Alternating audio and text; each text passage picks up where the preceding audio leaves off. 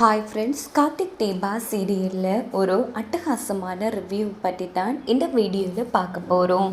அதுக்கு முன்னாடி நம்ம சேனலை சப்ஸ்கிரைப் பண்ணாதவங்க கீழே இருக்கிற சப்ஸ்கிரைப் பண்ண கிளிக் பண்ணிவிட்டு பக்கத்தில் இருக்கிற பெல் ஐக்கனையும் கிளிக் பண்ணிவிடுங்க. இங்கே பார்த்தோன்னா நம்ம ரேவதி ரூமில் கண்ணாடியை பார்த்து தனக்கு தானே பேசிக்கிறாங்க. மாமா, நீங்கள் சொன்ன அந்த ஒரு வார்த்தை எனக்கு இன்னும் ஆழமான நம்பிக்கையை கொடுத்துருச்சு மாமா.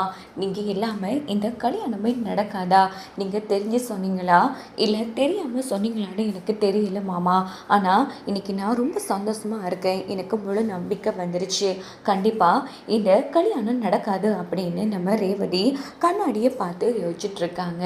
அதுக்கப்புறமா பார்த்தோன்னா மறுநாள் காலையில் காமிக்கிறாங்க.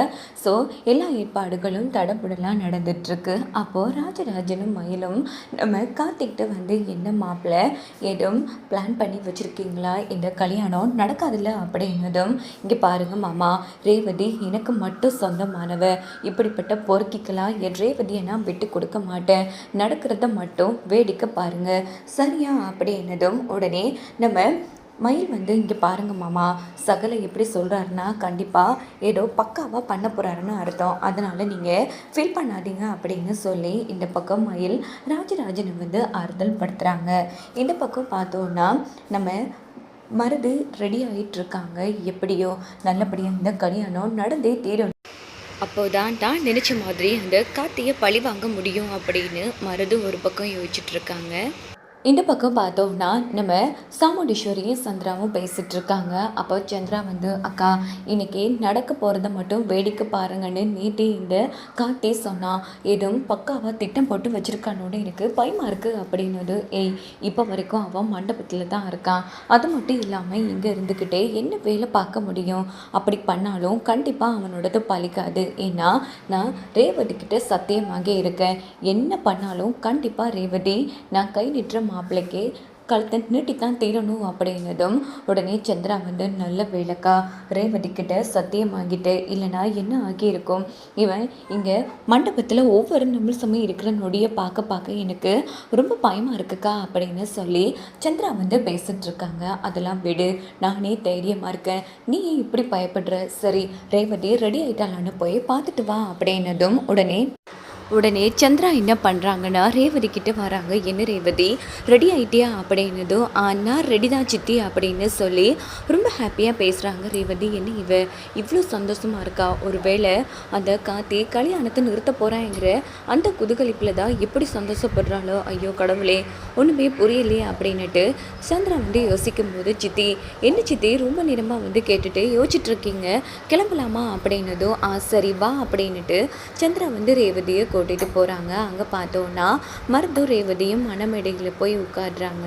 இந்த பக்கம் நம்ம கார்த்தி ஃபர்ஸ்ட் லைனில் தான் உட்காந்துட்டு இருக்காங்க. அப்போது சாமுண்டீஸ்வரி நேராக கார்த்திக்கிட்ட பார்த்தியா, என் பொண்ணு மாப்பிள்ளையும் ஜோடியாக மணமேடையில் உட்கார போகிறாங்க அப்படின்னதும் அங்கே பார்த்தோன்னா ரேவதியும் மருதும் வணக்கம் சொல்கிறாங்க. அப்பன்னு பார்த்து என்னை மீறி அவங்க ரெண்டு பேரும் ஜோடியாக உட்கார மாட்டாங்க அத்தை, இன்னும் கொஞ்சம் நேரம் தான் அப்படின்னதும், என்னடா நேற்று வந்ததுலேருந்தே ரொம்ப ஓவராக பேசிகிட்ருக்க, இங்கே பாரு, இப்போ வரைக்கும் உன்னால் எதுவும் பண்ண முடியாது, இனியும் எதுவும் பண்ண முடியாது. என் பொண்ணு எப்போவுமே என் பேச்சை மீற மாட்டா. இப்போ வேற என் மேலே அடித்து சத்தியம் பண்ணி கொடுத்துருக்கா. அதனால நான் கை நிற்ற ஆம்பளைக்கு தான் என் பொண்ணு கழுத்து நட்டுவான் அப்படின்னதும் அதையும் பார்த்துக்கலாம் அப்படின்னு கார்த்தி சவால் விடுறாங்க. அங்கே பார்த்தோன்னா கரெக்டாக ரெண்டு பேரும் உட்காரலான்னு எடுக்கும்போது செம்ம மாதம் மகளிர் அணியிலிருந்து என்ட்ரி கொடுக்குறாங்க. யாருன்னா காயத்ரி தேவி. ஸோ அவங்க தான் மகளிர் அணி தலைவராக வராங்க. பின்னாடி போலீஸ் எல்லாம் வராங்க.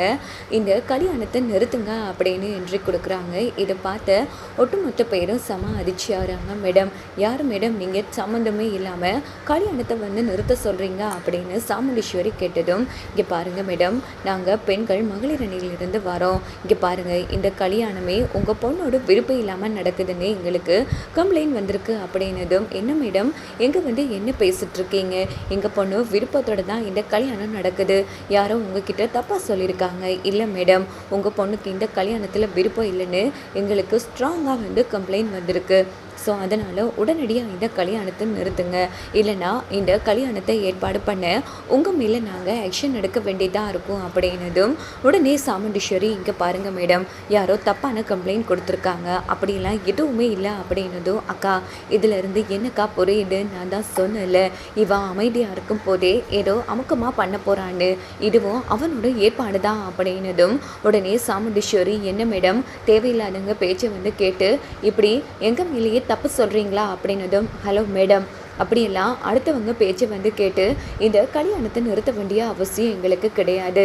நிஜமாவே உங்கள் பொண்ணுக்கு விருப்பம் இல்லைன்னு எங்களுக்கு ஸ்ட்ராங்காக கம்ப்ளைண்ட் வந்திருக்கு அப்படின்னதும் உடனே சாமுண்டீஸ்வரி அந்த இடத்துல திருதிரனும் முழிக்கிறாங்க. ஆமாம், உங்கள் பொண்ணு எங்கே, அவங்கக்கிட்டே கேட்கலாம் அப்படின்னதும் உடனே சாமுண்டீஸ்வரி, இங்கே பாருங்கள் மேடம், என் பொண்ணு இந்த கல்யாணத்தில் இஷ்டப்பட்டு தான் உட்காந்துட்ருக்கா, அது மட்டும் இல்லாமல் நீங்கள் என் பொண்ணை விசாரிக்க வேண்டிய அவசியமே இல்லை அப்படின்னதும், மேடம் அதை நீங்கள் சொல்லாதீங்க, உங்கள் பொண்ணு சொல்லட்டும், அவங்களுக்கு இந்த கல்யாணத்தில் இஷ்டம்னா நாங்கள் இங்கேருந்து கிளம்பிடுறோம் அப்படின்னதும் உடனே சாமுண்டீஸ்வரி, ரேவதி என்னம்மா அங்கேயே நின்றுட்டுருக்க, வா உனக்கு இந்த கல்யாணத்தில் இஷ்டம்னு சொல்லு அப்படின்னதும் உடனே ரேவதி கீழே வராங்க. அப்போது ராஜராஜெல்லாம், ரேவதி என்னம்மா யோசிக்கிற, உனக்கு இந்த கல்யாணத்தில் இஷ்டம் இல்லை தானே, சொல்லுமா அப்படின்னதும் உடனே பார்த்தோன்னா, இங்கே பாருங்கள் மேடம், எங்கள் அம்மா பார்த்த மாப்பிள்ளை தான் இவர், என் அம்மாவோட சந்தோஷமே என் கல்யாணத்தில் தான் இருக்குது, அதனால் நான் என் அம்மாவுக்காக இவரை கல்யாணம் பண்ணியே ஆகணும் அப்படின்னதும் உடனே சாமுண்டீஸ்வரி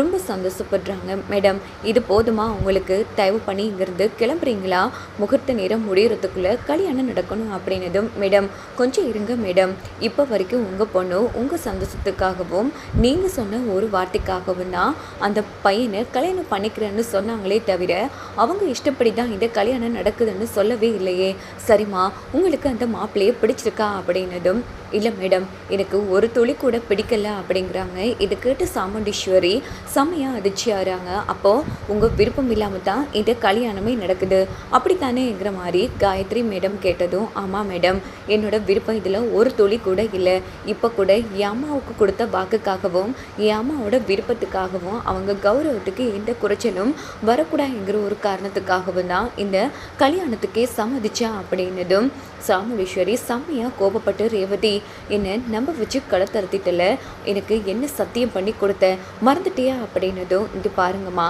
இப்போ கூட சொல்கிறேன், நீங்கள் சொன்ன மாதிரி உங்கள் மாப்பிள்ளை கையால் நான் தாலி வாங்குறதுக்கு தயாராக இருக்கேன், ஆனால் என் மனசில் இருக்கிற உண்மையை நான் சொல்லத்தானே வேணும், பொய் சொல்ல வேண்டிய அவசியம் இல்லையே அப்படின்னதும் உடனே சாமுண்டீஸ்வரி செம்மையாக கடுப்பாகிறாங்க அந்த இடத்துல. உடனே பார்த்தோன்னா, மேடம் இங்கே பாருங்கள், உங்கள் பொண்ணே இந்த கல்யாணத்தில் இஷ்டம் இல்லைன்னு சொல்லிட்டாங்க, அதனால் இன்னைக்கு இந்த கல்யாணத்தை நீங்கள் நிறுத்துறீங்க அப்படின்னதும், மேடம் முடியாது மேடம், இது எங்கள் குடும்ப விஷயம், மூணாவது நபராக தலையிடுறதுக்கு நீங்கள் யார், ஒழுங்காக இங்கேருந்து கிளம்புங்க அப்படின்னதும், அப்படிலாம் ஈஸியாக விட முடியாது மேடம், பெண்களுக்கு ஒரு பிரச்சனைனா அதை பாதுகாக்கத்தான் இந்த பெண்கள் மகளிர் அணியே இருக்குது, நீங்கள் என்ன ரொம்ப திமிரா பேசிகிட்ருக்கீங்க அப்படின்னதும், சித்தி அவங்கக்கிட்ட அப்படியெல்லாம் பேசாதீங்க அப்படின்னதும், ஏய் போதும் நிறுத்தடி, இதில் உன் பங்கு இருக்குது, நம்ப முடியாதடி, கண்டிப்பாக நீ தான் கம்ப்ளைண்ட் கொடுத்துருக்க போல இருக்குது, ஏடி அக்காவுக்கு சத்தியம் பண்ணுற மாதிரி பண்ணி இப்போது மகளிர் அணிக்கு கல்யாணத்தில் விருப்பம் இல்லைன்னு கம்ப்ளைண்ட் கொடுத்துட்டு இங்கே நாடகம் போடுறல, சி உன்ன மாதிரி ஒரு பொம்பளையை நான் பார்த்ததே இல்லை அப்படின்னதும், சித்தி அவ்வளோதான் மரியாதை, இன்னொரு வாட்டி என்ன தப்பாக பேசுனீங்க சித்தி இன்னும் கூட பார்க்க மாட்டா அப்படின்னுட்டு ரேவதி சந்திராவை எதிர்க்கிறாங்க. எப்படியோ கல்யாணம் நின்று போயிடும், வாங்க வெயிட் பண்ணி பார்க்கலாம் என்னெல்லாம் நடக்கும்னு. இந்த பக்கம் பார்த்தோன்னா நம்ம கார்த்தி தான் இந்த ஐடியாவை போட்டிருப்பாங்க, ஸோ அவங்க தான் மகளிர் அணிக்கு இன்ஃபார்ம் பண்ணியிருக்காங்க போல இருக்குது, வெயிட் பண்ணி பார்க்கலாம்.